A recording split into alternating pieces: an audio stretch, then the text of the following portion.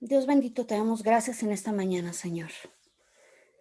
Bendecimos tu nombre, Señor, te glorificamos, te honramos, Señor, reconocemos que solamente tú eres digno de recibir toda gloria, honra y alabanza, Señor.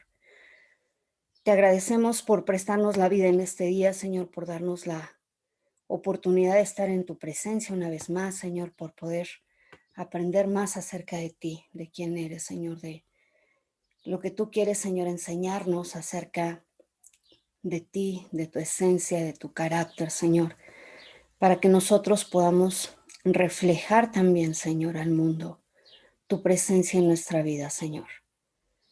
Ayúdanos a entender, ayúdanos, Señor, a abrir nuestra mente, nuestro corazón a tu palabra y Espíritu Santo, capacítanos para que podamos, Señor, vivir agradándote, Señor, en buenas obras, Señor, según tú las preparaste, dice tu palabra de antemano, para que anduviésemos en ellas. Te honramos, bendecimos tu nombre y te damos gracias por Cristo Jesús. Amén. Bien, hemos venido viendo acerca de este misterio. Decimos, a veces tratamos de explicarlo como de manera muy sencilla, pero la verdad es que no lo es tanto. Eh, en términos de nuestra mente finita, verdaderamente es algo muy complejo de entender, ¿no? Que Dios es uno, ¿sí? En cuanto a su misma esencia, a su ser, pero está en una relación de intimidad, de unidad en tres personas. Eso es lo que se conforma o lo que se conoce como la Trinidad. Y esta Trinidad hemos venido revisando, que es nuestro modelo para cualquier relación, ¿no? Para tener una unidad perfecta. La unión de Dios en esta Trinidad es el secreto para mostrarnos cómo debe funcionar una relación. Poníamos como ejemplo la relación matrimonial, el pacto matrimonial establecido desde el principio en Génesis. Y veíamos cómo en este pacto matrimonial, me voy a regresar un par de pantallas, ¿sí? Pues el Señor lo que hace primero es crear al hombre, a Adán.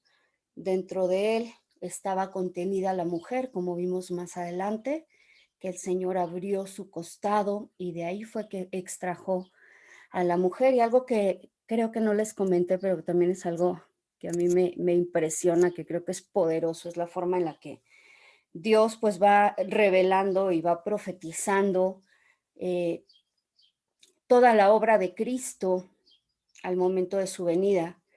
Y entonces nosotros podemos ver esta misma imagen de Cristo en la cruz del Calvario, siendo atravesado en su costado para que por medio de esta herida, ¿sí? Saliera su novia, la que es su futura esposa, según la palabra de Dios, que es la iglesia, ¿sí? Entonces, la iglesia, por eso se habla que es la esposa de Cristo y por eso nosotros podemos ver que sale de su costado. Vuelvo a repetir, son imágenes poderosas porque el Señor en las cosas que va haciendo desde el principio nos permite ver este tipo de, de detalles, ¿no?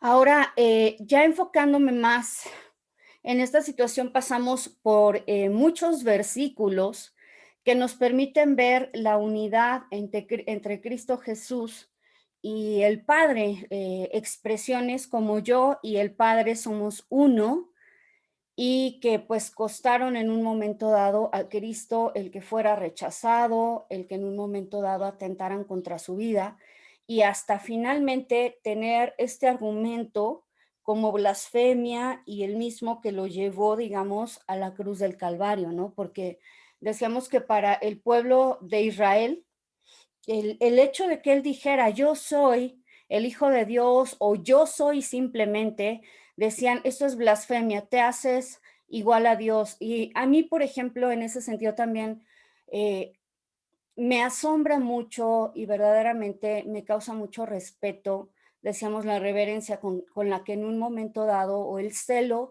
con el que los judíos, pues si escuchaban que un hombre, ¿no? En este caso, pensando que hubiera sido cualquier ser humano, se atribuyera deidad, pues para ellos era un escándalo.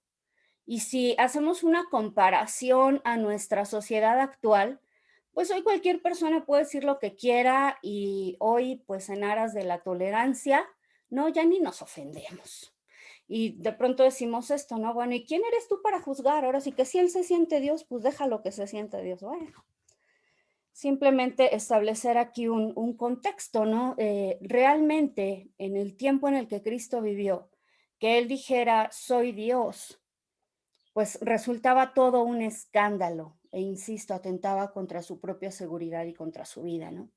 Y vemos que yo creo que Dios, teniendo claridad acerca de todo esto, también de la forma en que en un momento dado se hacía la muerte pública en aquel periodo de la historia, en fin, una serie de cosas, elige exactamente ese momento para morir, ¿no? Pero bueno, ese es otro tema que ya vimos, vamos a seguir avanzando. Juan 8:28 nos dice, Jesús dice, entonces conoceréis que yo soy y que nada hago por mí mismo. Y es de pronto extraño escuchar a Cristo decir en que Él no puede hacer nada por sí mismo o que las cosas que hace reflejen que Él está sometido o está en sujeción a su Padre. Porque esto muchas veces ha sido interpretado como, ya ves, entonces el hijo es menor que el padre.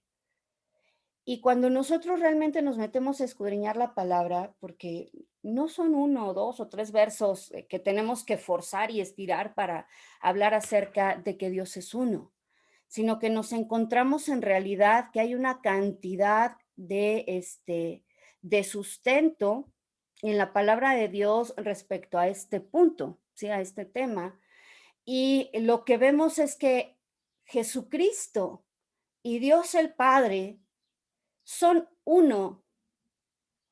Y eso quiere decir que no hay una jerarquía entre ellos. Y una de las cosas que nosotros también hemos entendido es que cuando Él dice que se despojó a sí mismo, no teniendo el ser igual a Dios como algo a qué aferrarse, a lo que se refiere, es justamente a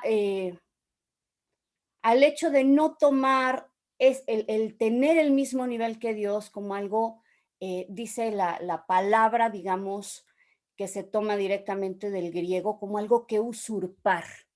Fíjense, a diferencia, por ejemplo, de Satanás, que sí pretendía usurpar el lugar de Dios, nosotros en Cristo lo que vemos es la actitud opuesta, es decir, Él es Dios. Y sin embargo, lo que Él hace es despojarse de ese derecho de adoración, despojarse de esa igualdad con Dios y venir a esta tierra y someterse a la voluntad y a la autoridad del Padre, ¿sí? Pero utilizando su propia voluntad. Lo hace, digamos, lo voy a decir de esta manera, porque quiere hacerlo,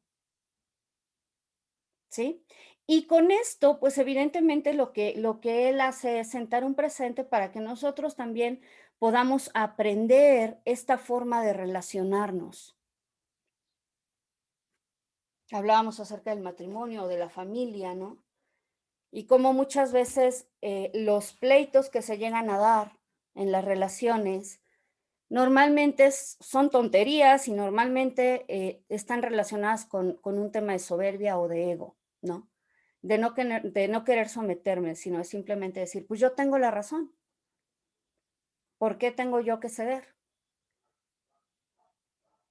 Y es de ahí de donde surgen realmente tantos problemas, cuando la actitud correcta es una actitud de sujeción, pero para que esto ocurra también es importante que haya armonía, que haya amor, que haya unidad, que haya una misma visión, ¿sí?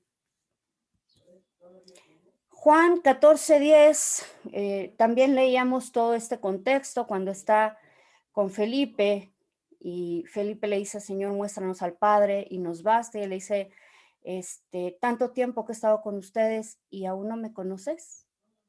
El que me ha visto a mí, ha visto al Padre. Las palabras que yo hablo no las hablo de mí mismo, más el Padre que permanece en mí, dice, Él hace las obras. Es decir, tanto mis palabras como mis obras son las mismas que las del Padre. O sea, aquí vemos una unidad perfecta.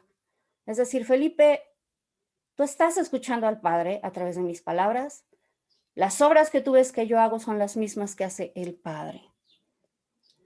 Y después también comentábamos cómo el Padre también le da esa honra y lo glorifica, ¿no? Y dice, porque el Padre a nadie juzga, sino que todo el juicio dio al Hijo para que todos honren al Hijo como honran al Padre. Y muchas veces vamos a encontrar en la palabra de Dios escrituras donde se utiliza el nombre de Dios, ¿sí? Que en muchas de nuestras traducciones actuales viene como Señor, en otras traducciones viene como Jehová, en el original hebreo viene como Yod-Hei Vab-Hei, que algunos incluso lo leen como Yahweh o Yahvé, ¿sí? Y todo esto se refiere al nombre de Dios, pero muchas veces vemos que los atributos que de manera muy celosa se reconocían como atributos de Dios, también se le dan a Cristo. Y entonces, para las personas que en un momento dado plantean el hecho de que Jesús solamente es un hombre, pues tienen el gran problema de explicar por qué un simple ser mortal, si fuera el caso, tiene los atributos del Padre. ¿Sí? Vemos en este verso también que Cristo dice que Él ha recibido o le ha sido conferida autoridad sobre todo mortal para que Él les conceda vida eterna. ¿Quién puede conceder vida eterna sino solamente Dios? Y dice, esta es la vida eterna, que te conozcan a ti, y aquí hay una clave que es el único Dios verdadero. Y con eso también podemos entender que no está hablando de un politeísmo. Es que había 3 dioses. No, es un solo Dios en 3 personas. Y a Jesucristo a quien tú has enviado. Y habíamos cerrado con este verso que es Dios, glorificando a Cristo.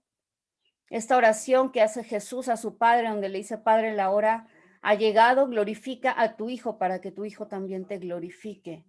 Y preguntábamos, ¿Dios comparte su gloria con alguien? No. ¿La compartiría con cualquier ser humano? Por supuesto que no.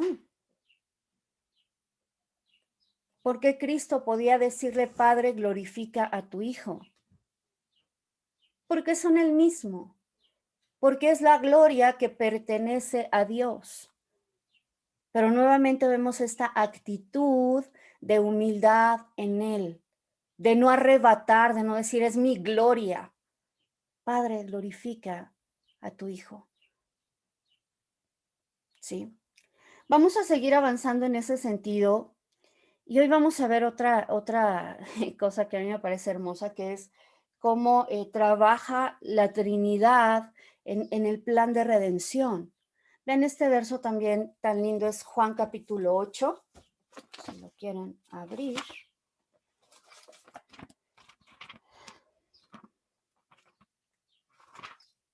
Juan capítulo 8.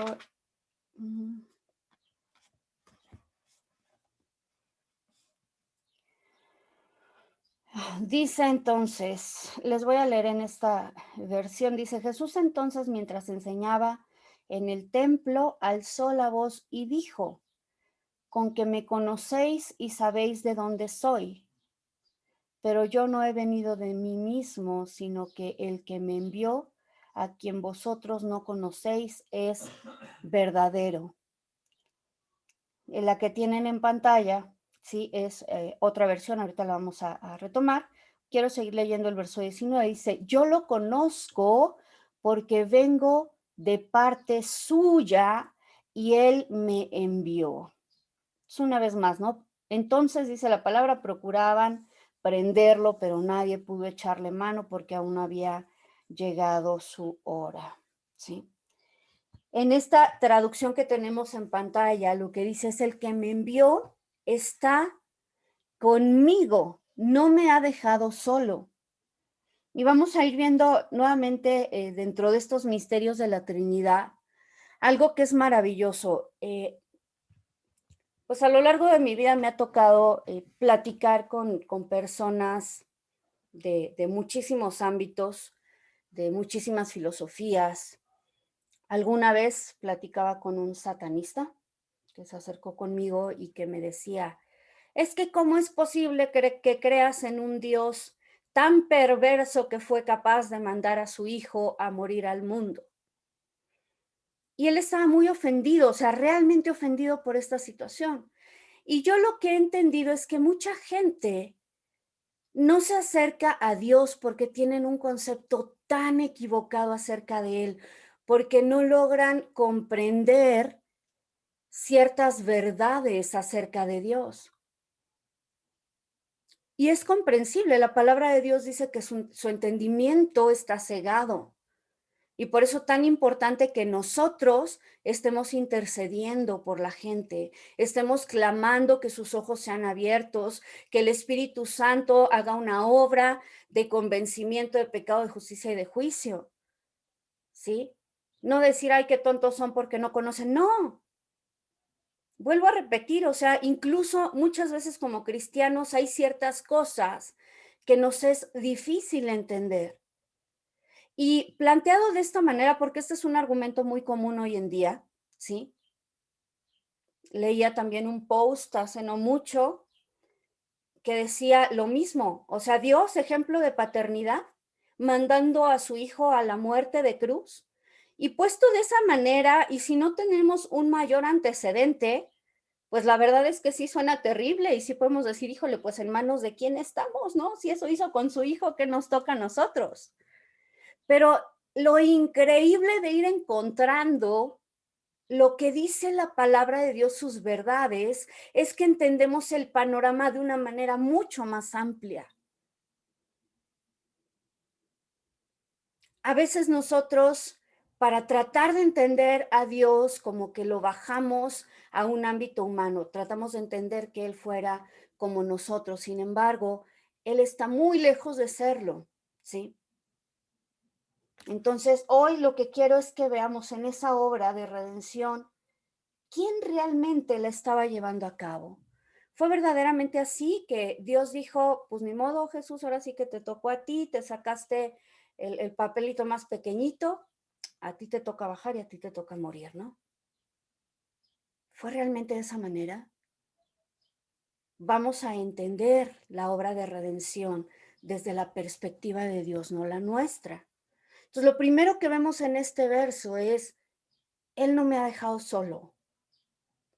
Cristo estando en esta tierra, sí, nunca estuvo solo. El Padre estaba con él y también fungido con el Espíritu Santo para llevar a cabo todo su ministerio. Ujú. Y específicamente vamos a hablar acerca de la redención. Hechos 10:38 también es un verso hermoso en el cual podemos ver esto que les estoy diciendo. Que la obra de Cristo no era solamente la obra de Cristo. La palabra de Dios dice respecto a Jesús de Nazaret, cómo Dios lo ungió con el Espíritu Santo y poder. Y éste anduvo haciendo el bien y sanando a todos los oprimidos por el diablo, porque Dios estaba con él. Entonces, algo que necesitamos entender es Cristo no estaba solo. En todo su ministerio, Dios estuvo con él y el Espíritu Santo estuvo con él.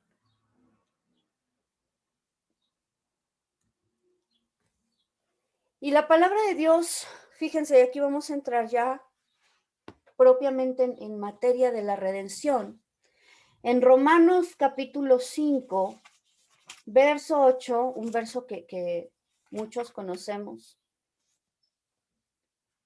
dice, pero Dios, bueno, normalmente lo que conocemos es la palabra muestra, en esta versión dice, pero Dios demuestra su mismo amor hacia nosotros, en que siendo nosotros aún pecadores, el Mesías murió por nosotros.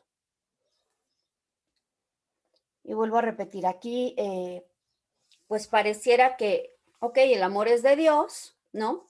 Pero bueno, para Él, claro, puede ser fácil amarnos si el que viene a tomar nuestro lugar es Cristo y el que viene a morir es Cristo.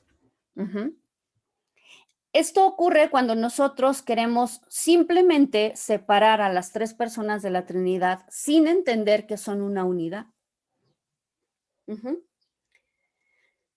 También está este versículo tan conocido que es Juan 3:16, que dice: de tal manera amó Dios al mundo que envió a su Hijo unigénito para que todo aquel que en él cree no se pierda, sino que tenga vida eterna. Vamos a 2 Corintios 5:19.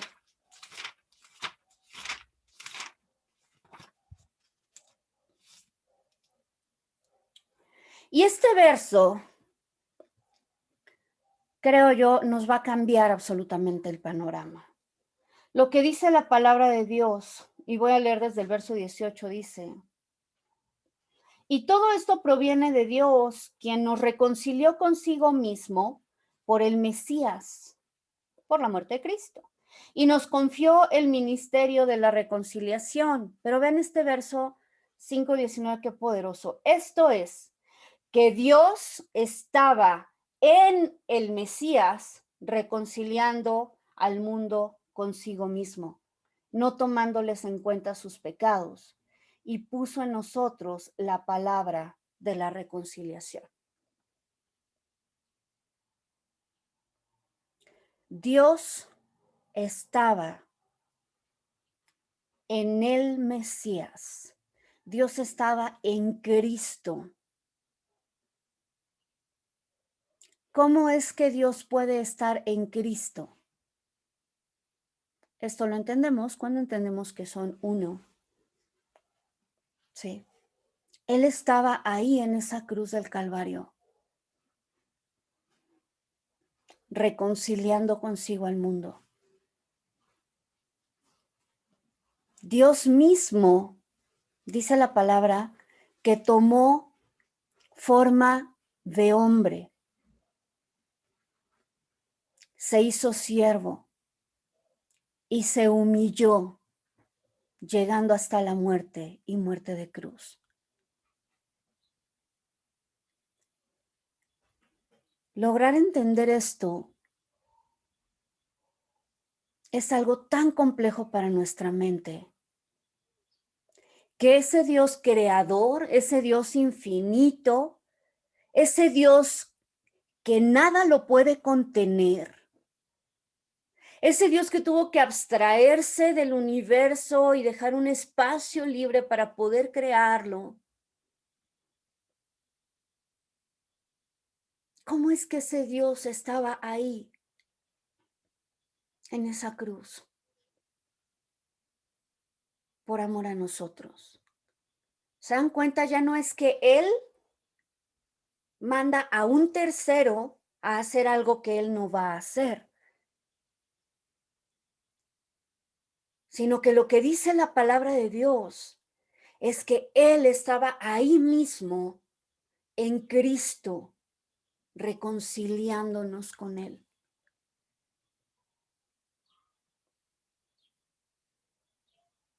¿Sí?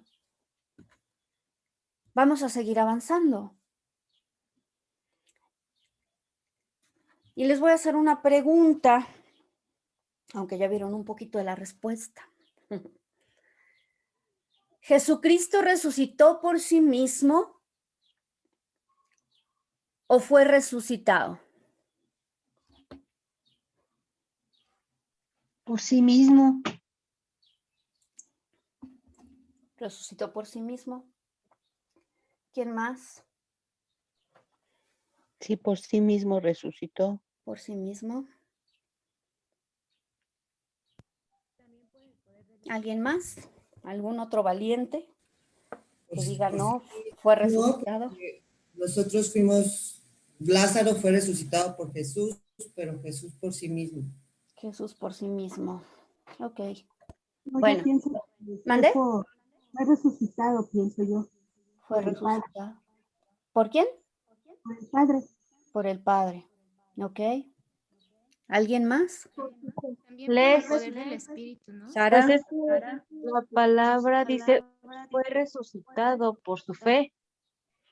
Fue resucitado por su fe. ¿Alguien más quiere comentar? Yo digo que fue resucitado por el Padre. Ok, ¿alguien más que dice que fue resucitado por el Padre? Bueno, ahorita les voy a dar la Padre. respuesta. ¿Alguien más?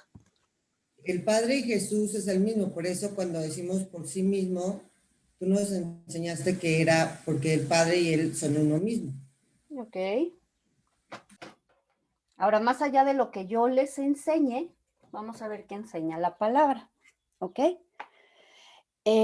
Ahora, aquí dice que Dios está con Cristo reconciliando consigo al mundo. Ahora, otro argumento en relación a esta parte es que Dios envió a Cristo a que muriera. Fíjense lo que dice, que este es poderoso, Juan 10:18. Nadie me quita la vida, sino que yo la doy por mi propia, ¿qué? Voluntad. Entonces, ¿lo mandó el Padre o él dio su vida por su propia voluntad?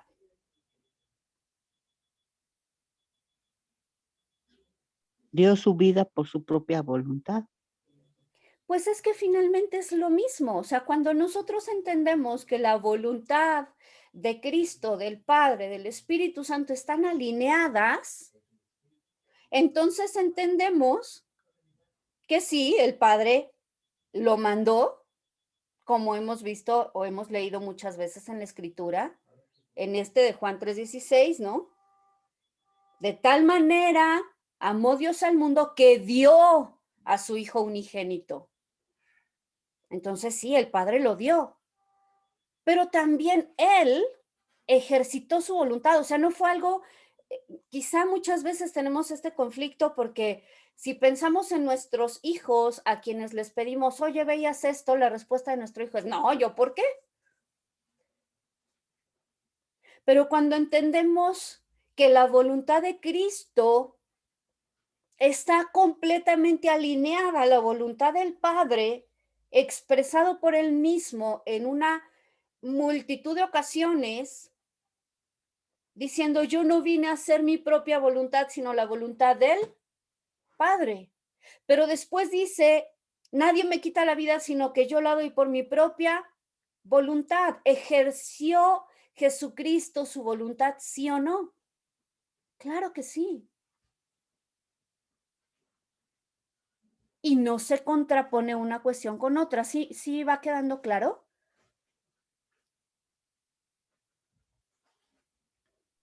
Sí.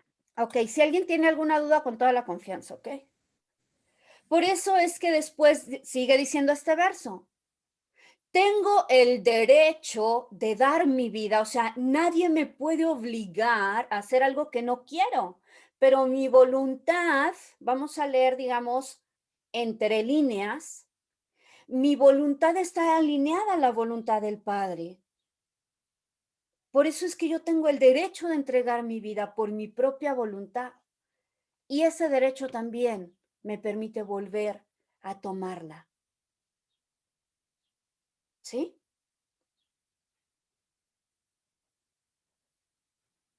Voy a seguir avanzando en este sentido.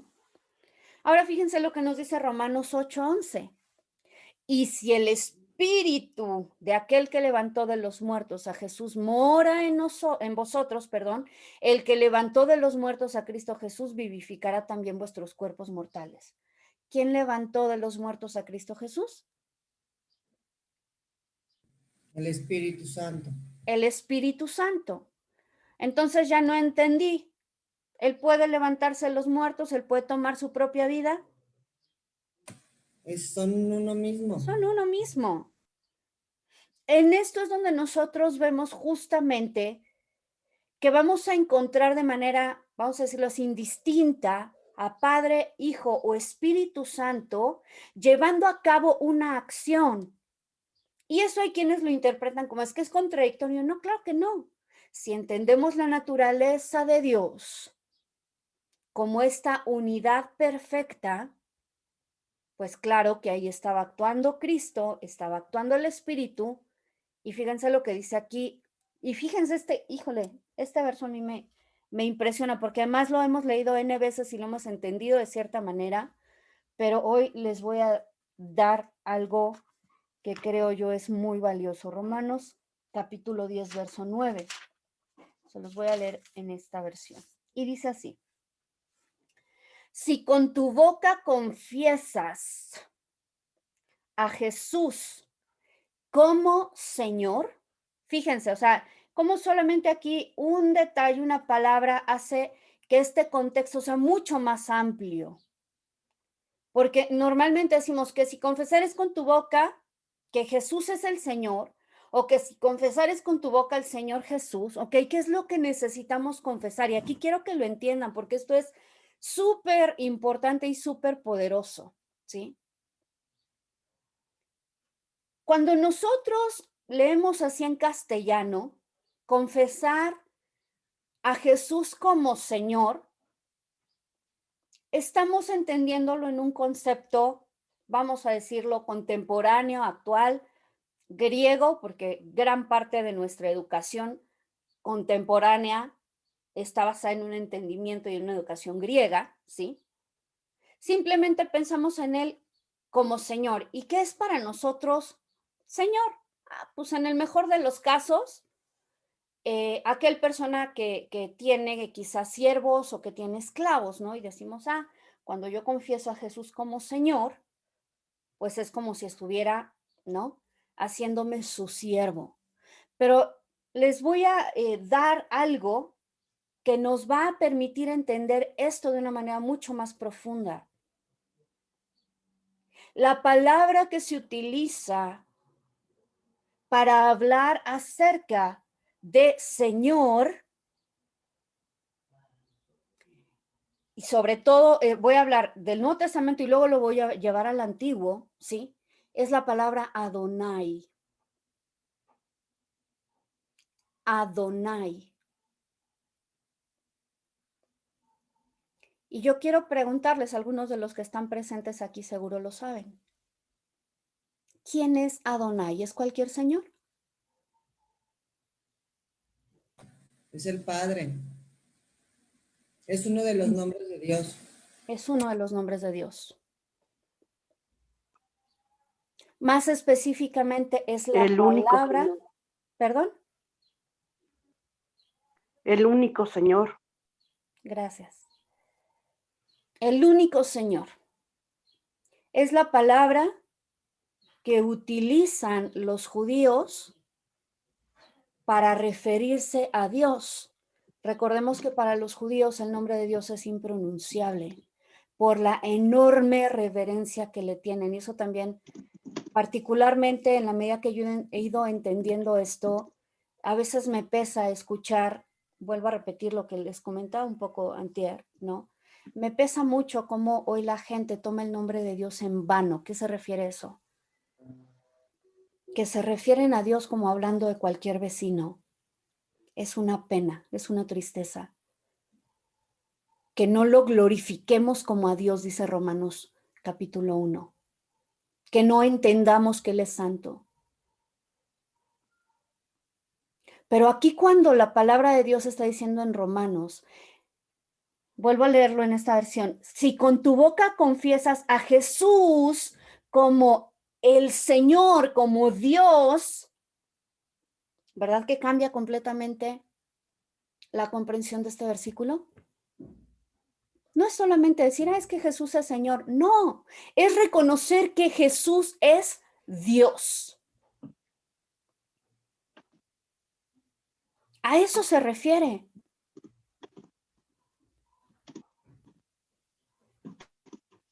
Reconocer que Él no es cualquier ser humano. Reconocer que Él es digno de gloria.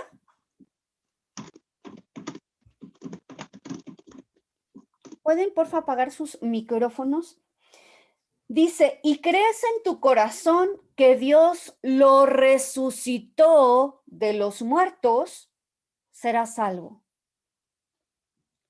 Entonces, ya habíamos visto que Él se levantó de los muertos, vimos que el Espíritu Santo lo levantó de los muertos y en este verso vemos que Dios le levantó de los muertos. ¿Cómo así? Es el mismo. Es el mismo. ¿Cuántos de aquí tienen más de un nombre? Yo tengo 2 nombres. Casi Yo siempre, 2. la mayoría me conoce como Leslie, pero mi primer nombre es Rebeca. Y muchas veces, sobre todo en la escuela, el primer nombre que usan los maestros es el primero que tienen ahí, ¿no? Te guste o no te guste, pues así te pusieron tus papás, ¿no? Pues muchas veces había profesores, pues que me conocían como Rebeca.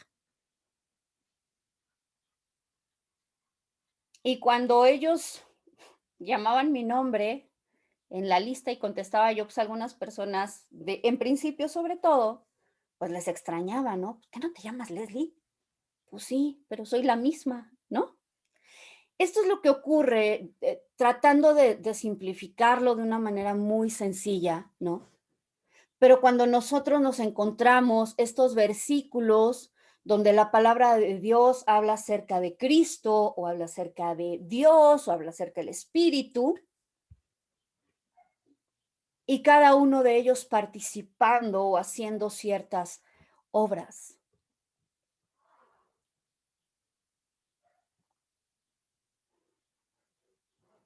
Leslie, también podría decirse que al reconocer a Jesús como Señor, que ahorita nos enseñas que es reconocer que es Dios, también puede ser como esta parte de entender que le estoy entregando el control de mi vida, que ya no voy a ser yo quien dirige, sino va a ser Él. Por supuesto. Esa es como la connotación que se ha dado, pero de alguna manera diciendo, bueno, Él es Señor de mi vida, pero no es lo mismo pensar en cualquier Señor a de pronto pensar, estoy decidiendo someter mi vida a Dios. Y someter mi vida a Dios o reconocerlo como mi Señor implica que yo tengo que entender que debo alinearme a sus mandamientos. ¿Sí me explico? Por ejemplo, cuando dicen que recibes a Jesús como tu Señor y tu Salvador, muchas veces como que no hemos entendido como qué significa eso. Bueno, no sé. O sea, ¿qué es una cosa? ¿Qué significa recibirlo como Señor y qué significa recibirlo como Salvador? Yo entiendo perfectamente hoy que la oración de salvación muchas veces se puede decir de dientes para afuera, pero cuando hablemos de que lo estás haciendo de verdad, de corazón, ¿no? Uh-huh. Como Señor es como esta parte de te doy mi vida, toma el control tú, y como Salvador es que me está salvando de una vida eterna lejos de Él. Efectivamente. Y algo que he escuchado en ese sentido, Edith, es, nos es muy, muy, muy fácil, claro, y además hasta conveniente, recibir a Cristo como Salvador. Salvador implica Él tomó mi lugar, Él hace lo que yo no puedo hacer por mí mismo y me ofrece vida eterna. Pero ¿cómo nos cuesta trabajo reconocerlo como Señor? Porque reconocerlo como Señor implica, sí, vuelvo a insistir, el someter nuestra voluntad a hacer lo que Él nos manda. ¿Sí? Pero no están separadas las dos. Aquí tenemos esta confesión que efectivamente ha sido la base como de la fe cristiana en términos de hacer esta oración para que haya una conversión en tu vida. Yo creo que más que solo repetir las palabras, es entender a qué me estoy comprometiendo, qué es lo que estoy diciendo. ¿Qué implica confesar que Cristo es mi Señor, que Él es Dios, ¿cómo eso va a tener un impacto en mi vida? Si entendiéramos un poco más respecto a esto, estoy segura que también cambiaría toda esta teología de decir, ya fui salvo, puedo vivir como quiera. O sea, el fui salvo por gracia y no importa cómo viva. No, claro que hay una implicación de un cambio de vida si nosotros entendemos que debemos someter nuestra voluntad a la voluntad de Dios. Vivir como nos da la gana es lo que hacemos de manera naturalita, sin conocer a Dios.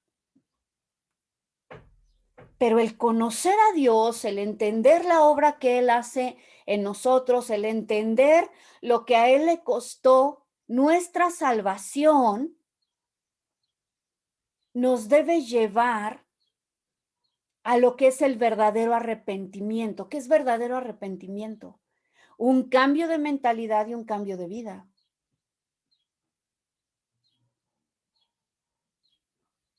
¿Sí?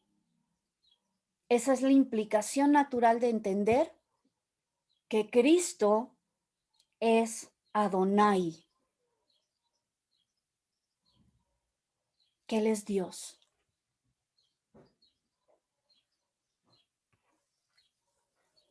¿Vamos bien hasta ahí?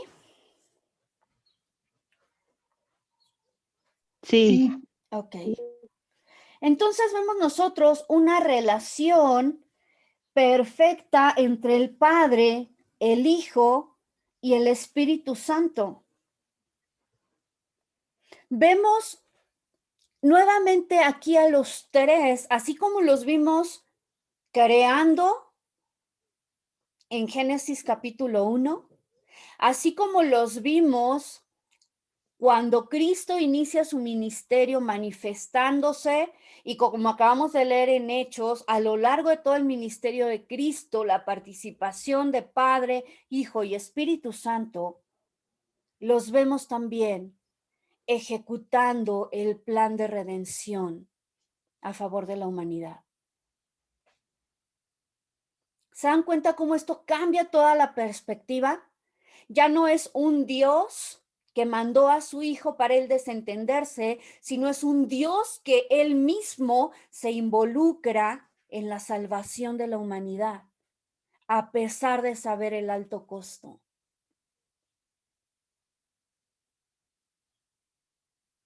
¿Sí?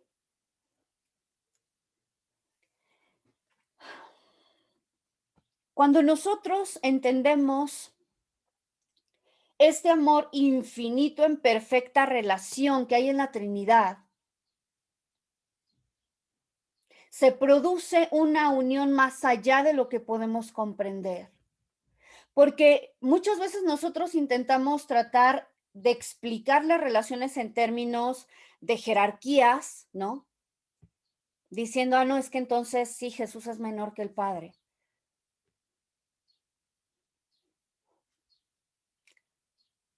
O entendemos las relaciones de pronto como, pues, palancas de poder, ¿no? Para lograr algo. Pero estas cosas no funcionan con Dios. No se trata de una cadena de autoridad jerárquica. Es un círculo de relación que se preocupa del bienestar del otro porque existe un profundo amor del uno por el otro.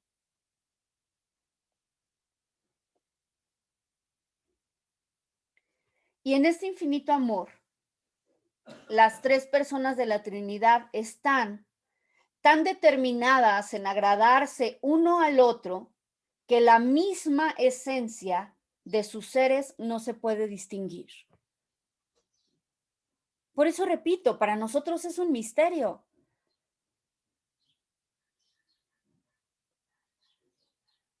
Hacemos un esfuerzo por entender este misterio. ¿Cómo es que Dios, o cómo es que en la palabra de Dios podemos encontrar a tres personas distintas haciendo lo mismo en el mismo tiempo? Pues es que son el mismo. ¿Son el mismo o son uno? No, bueno, son uno, ok. Son uno, pero no el mismo. Ujú. Entonces hay tres dioses. No, no son tres dioses, es uno. ¿Se dan cuenta? No es fácil. Pero en la medida que vamos empezando a desentrañar y entender un poquito acerca de esto, es hermoso entenderlo. Nos cuesta trabajo porque siempre queremos entenderlo con la lógica, ¿no? Yo creo. Sí, pero además porque estamos limitados los seres humanos. O sea, algo que yo pienso es lo siguiente. Si cualquier ser humano fuera capaz de entender y explicar a Dios, él dejaría de ser Dios. Somos infinitamente más pequeños. Por eso nosotros leemos tanto, vuelvo a repetir, acerca de las palabras de Cristo diciendo, el Padre y yo somos uno, tratando de explicar esta relación perfecta, o yo estoy en el Padre y el Padre está en mí, habla de un lazo de amor que los fusiona de tal manera que pareciera que se perdiera esta división, lo digo entrecomillado, ¿no? Esta diferencia que hay entre ellos.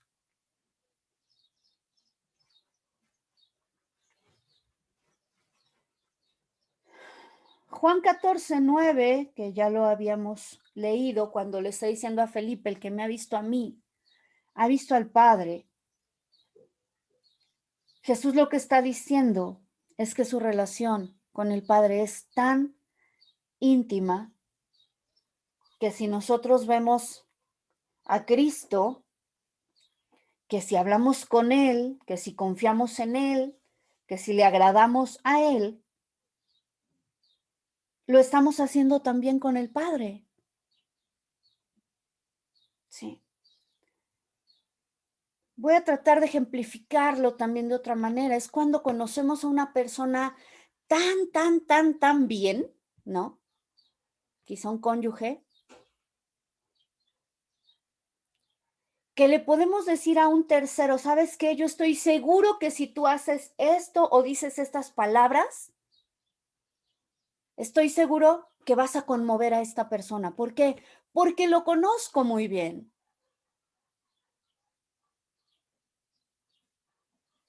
Eso es llegar a ser uno. Y en nuestra relación de amor, nosotros como seres humanos, tratamos de compartir el gozo y el dolor con aquellos que amamos. Sin embargo, como era de esperarse, nosotros como seres humanos lo hacemos de una manera imperfecta. Tratamos de comprender a los demás, cuáles son sus sueños, sus expectativas, sus temores, pero lo hacemos de manera imperfecta. Sin embargo, en la Trinidad,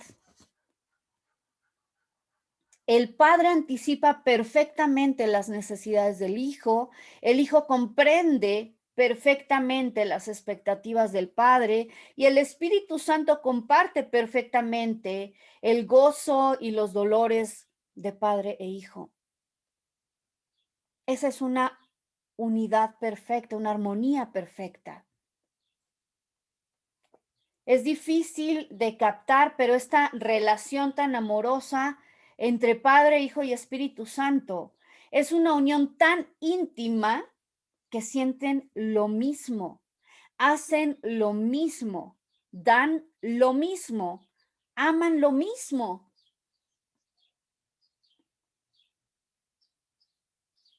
Por eso es que nosotros vemos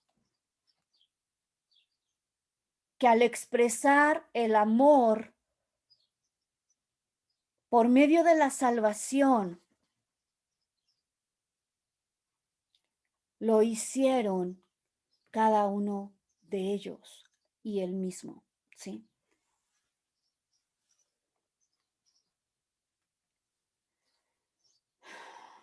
Alguien comentaba o preguntaba antier respecto a la oración, así de, bueno, cómo a veces me pierdo en si debo orar al Padre o al Hijo, al Espíritu Santo y todo esto, y a veces sí nos perdemos como un poquito en ello, ¿no? Pero bueno, Cristo nos dio el modelo de oración en el Padre Nuestro, sí. Nosotros nos podemos dirigir al Padre en oración. La palabra de Dios nos dice que todo lo que pidamos perdón al Padre en el nombre del Hijo, también Él nos lo dará. Entonces, en las oraciones, normalmente lo que hacemos es cerrar nuestras oraciones pidiendo al Padre en el nombre de Jesús. ¿Sí? Pero también podemos orar al Espíritu Santo en el mismo entendimiento de que Él es Dios. La palabra de Dios, leíamos también 1 Corintios 2:10, cuando dice que el Espíritu Santo nos revela a nosotros, a Dios, porque dice que todo lo escudriña aún lo profundo de Dios. 1 Corintios 2:10. Pero también dice, si quieren acompañarme allá a 1 Corintios, ¿sí?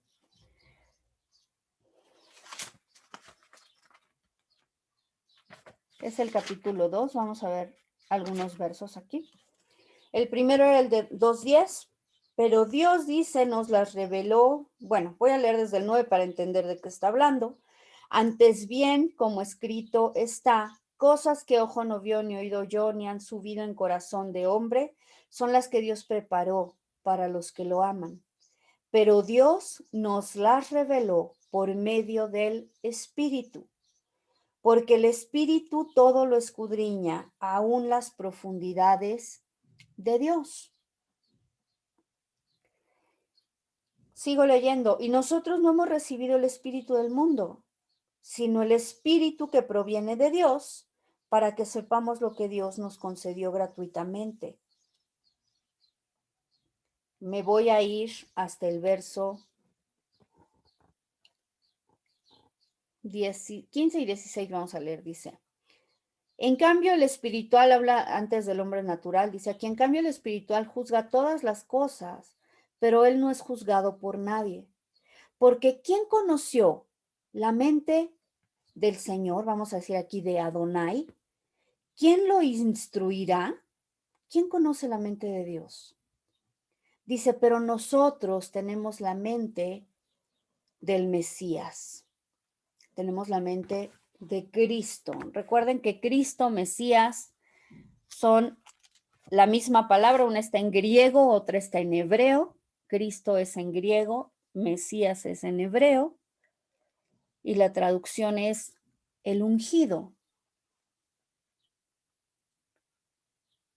Entonces, nosotros necesitamos la mente de Cristo para comprender lo que nos es revelado de Dios por medio del Espíritu Santo. Eso es lo que ocurre en un hombre espiritual. Un hombre espiritual es aquel, vamos a decirlo de esta manera, que ya fue restaurado, que recibió la vida de Dios en su vida, ¿sí? Al momento en que recibió la salvación. Sin embargo, fíjense lo que dice, vamos a leer verso 13 y 14 de ese mismo capítulo. Dice, lo cual también hablamos no con palabras enseñadas por sabiduría humana, sino con las enseñadas por el Espíritu, adaptando lo espiritual a lo espiritual. Pero un hombre natural, dice, no acepta las cosas del Espíritu de Dios. ¿Se acuerdan que les decía hace un momento cómo pues una persona que no tiene a Cristo en su vida no puede comprender las verdades de la palabra de Dios. ¿Por qué está impedido? Aquí dice, vamos a seguir leyendo, dice, porque para él son necedad y no puede entenderlas porque se han de discernir espiritualmente. ¿Qué le hace falta a la gente que no conoce de Dios? La revelación del Espíritu.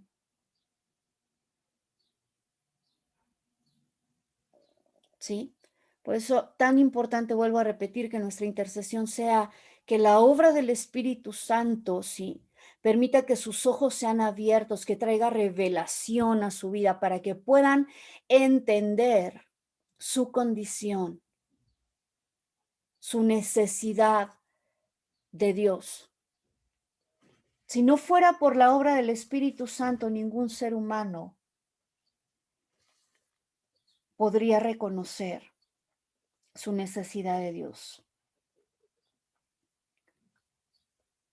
Aquí en Romanos podemos ver que Pablo comprendió que cuando tenemos la mente de Dios y su sabiduría, tenemos la mente y la sabiduría de toda la deidad, la de Dios, el Padre, el Hijo y el Espíritu Santo, porque los tres están nuevamente en perfecta relación. Así que cuando nosotros experimentamos a uno, en realidad estamos experimentando a los tres. Y una pregunta. Sí. Cuando oramos por personas que no tienen el Espíritu Santo, así que ahorita que dices, estas personas naturales, ¿no? Uh-huh. Es orar para que el Espíritu Santo les revele, pero si no lo tienen, ¿cómo así? Obviamente yo sé que Dios está poderoso, ¿no? O sea, sí es posible que el Espíritu Santo actúe en ayude a una persona que todavía no cree en Dios. Pues lo hizo con nosotros para que llegáramos a ese entendimiento, Edith. Esa es la obra del Espíritu Santo en nuestra vida, el redarguirnos, ¿no? De pecado, justicia y juicio, para que nosotros podamos entender nuestra necesidad de Dios y entonces, con esa convicción de pecado, poder tomar la decisión de aceptar a Cristo. Sí, o sea, la obra del Espíritu Santo en nosotros viene aún cuando estamos muertos en delitos y pecados. Okay. Si no, no podríamos nosotros por nuestra propia sabiduría e inteligencia humana llegar a ese entendimiento. ¿Me explico? Sí. Muchas gracias. No, ¿de qué? Ok, vamos a leer ahora en Efesios, capítulo 3.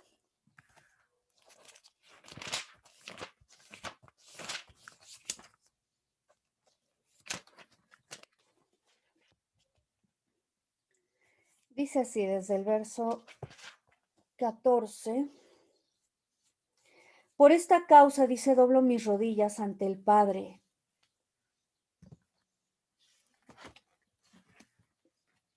Hay algunos que agregan aquí de nuestro Señor Jesucristo, pero bueno, entendemos pues de lo que está hablando, ¿no?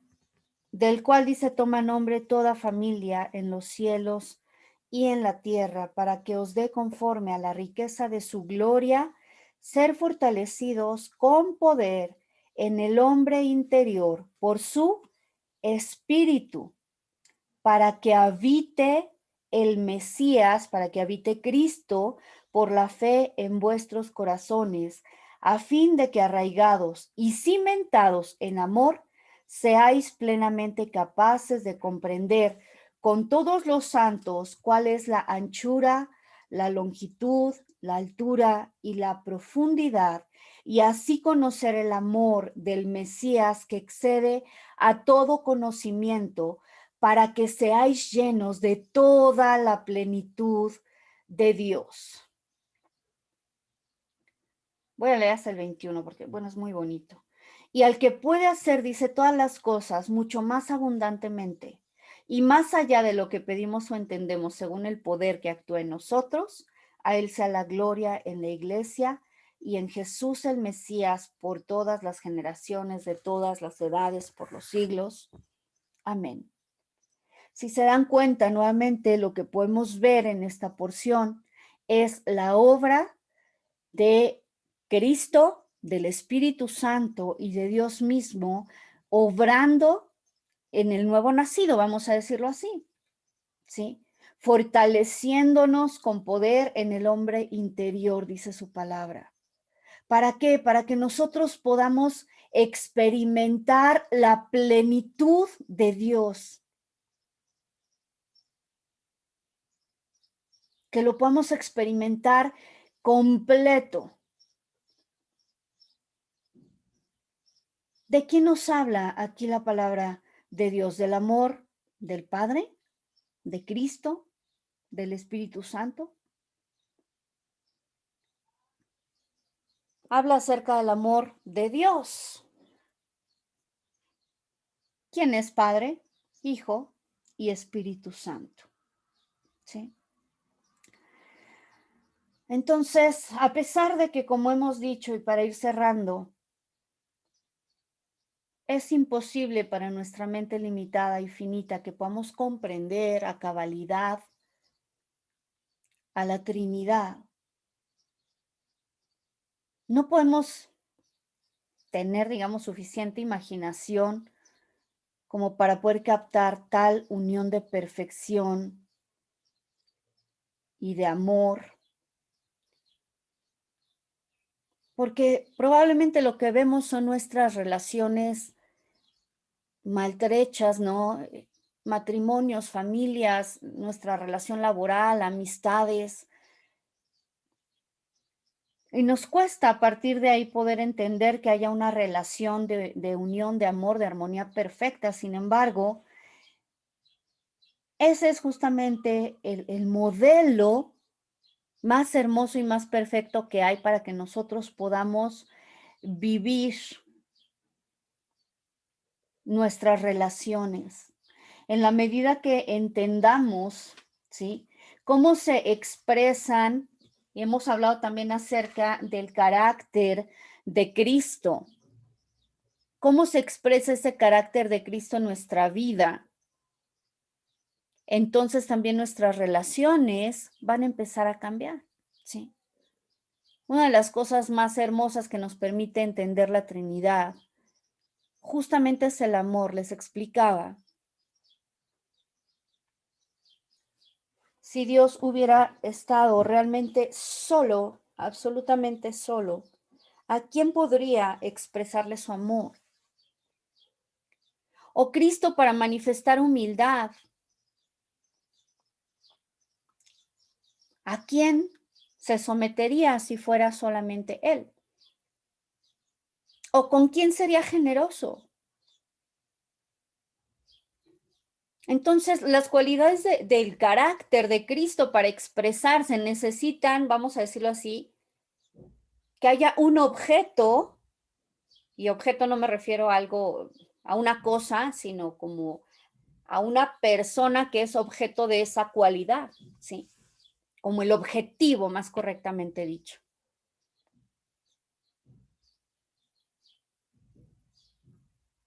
De la misma forma, nuestro carácter al ser expresado es en relación a alguien más.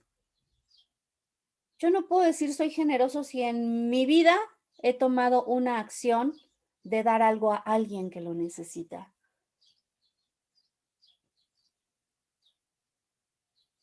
Sí.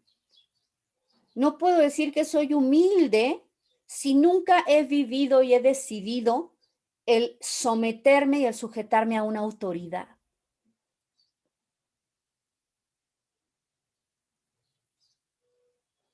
Así es que esta Trinidad, vuelvo a repetir, y como vamos a seguir estudiando ya de manera más práctica, ¿sí?, cómo esta Trinidad se convierte en nuestro máximo ejemplo para desarrollar relaciones sanas, relaciones plenas, relaciones de amor genuino. ¿De acuerdo? No sé si hasta aquí alguien tenga alguna pregunta o algún comentario. Vamos a orar.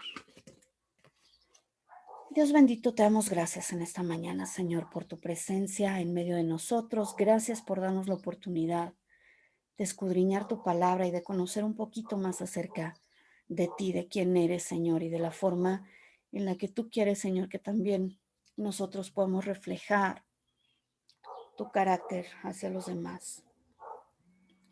Bendecimos tu nombre, Señor. Te damos toda la gloria. Te honramos.